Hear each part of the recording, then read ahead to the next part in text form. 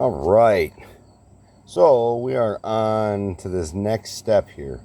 I did put a little bit of silicone along the bottom of this cage. This is just to keep any of the rock debris or dirt debris from clogging the intake there. The same thing like in a pond. They have a foam or a plastic cage to block any of the debris.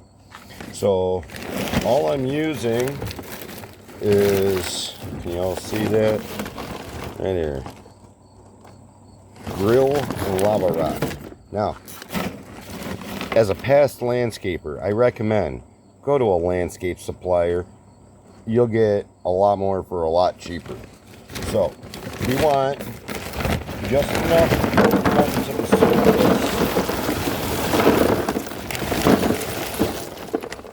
of that green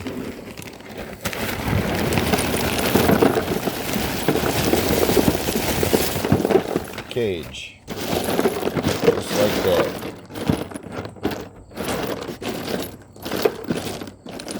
Alright, and then we have this rock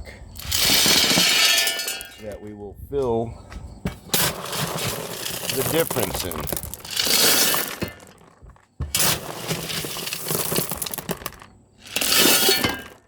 I've had this rock for 20 years sitting in a garbage can over by our pole barn. It was extra stone from a job that I did here, our